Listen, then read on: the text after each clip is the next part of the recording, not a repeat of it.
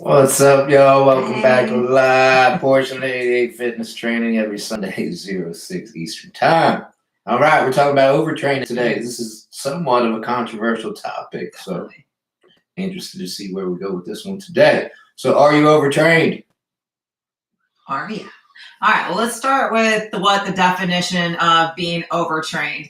For our purposes, being overtrained is usually the result of excessive frequency, volume, or intensity in your training program that results in a decrease in performance due to a lack of proper recovery. So when we say overtrained, in this case, that's what we're really referring to. So, I've heard guys, plenty of, I'm not going to say authority in the sport, but plenty of guys say there's no such thing as overtraining, just undersleeping, undereating. So is overtraining even a real thing? We have a definition, but is it a real thing? It's subjective. It's based on how you feel. There's no objective measurement to overtraining. There's no proof that you're overtrained, right? So is there such a thing? I say absolutely. I agree. 100%. There is overtraining. I think a lot of people, though, might use that as an excuse not to train intensely, and maybe they just can't recognize. But, if you're putting the work in, you are tracking your workouts by logging them and things, you can definitely tell when performance is starting to decline because you're not resting enough. She hit it. So it's pretty universally accepted. Once you stop hitting your weights and your reps, you need longer rest periods. You're overtrained. You're not performing up to what you should perform to. You need more rest. Yeah, so I can speak just personally. I used to have the same split as James. It was a 5-day-a-week split. I would often do doubles. And then when it would come to leg day, I could spend upwards of 2 hours, sometimes 3 hours in the gym hitting legs. I was doing kind of lower weights, higher volume, and then just going for a really long time. And I did this for years. And then so you kind of compound that with going through competition cycles where I'm not sleeping very good, I'm under eating.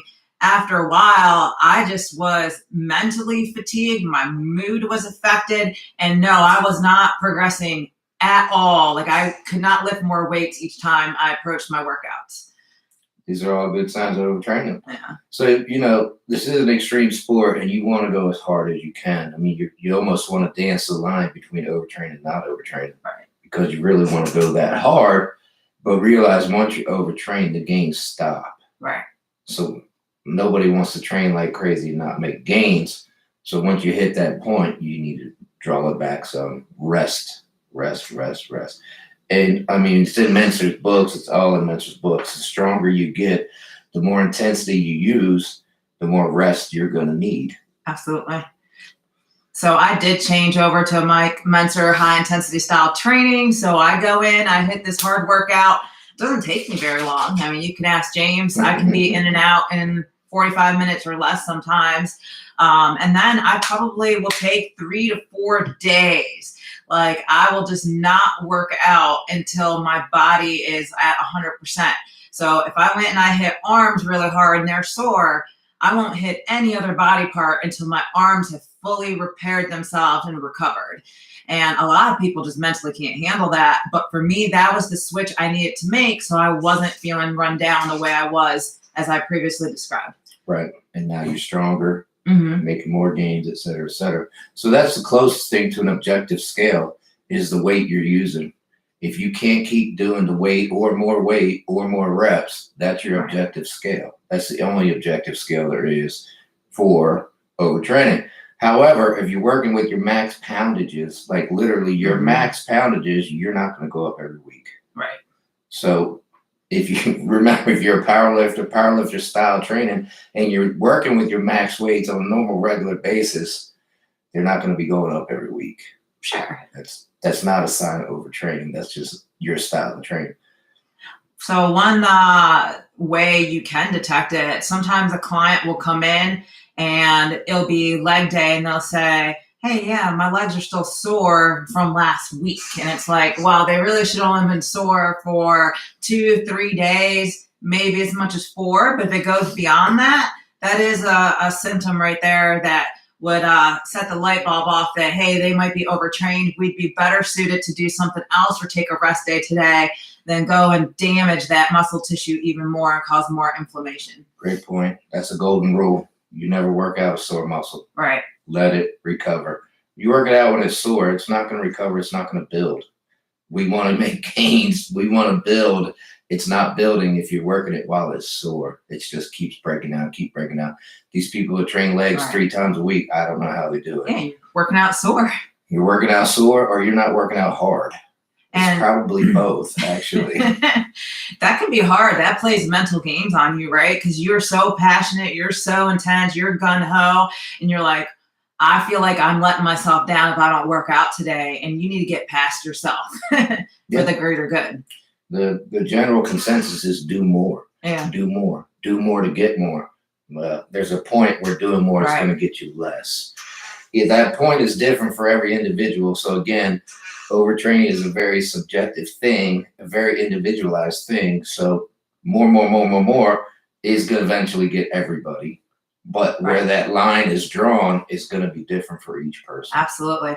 So with the more concept, what's occurring down at the muscle cell level is, there's inflammation associated with the breakdown and repair of that muscle.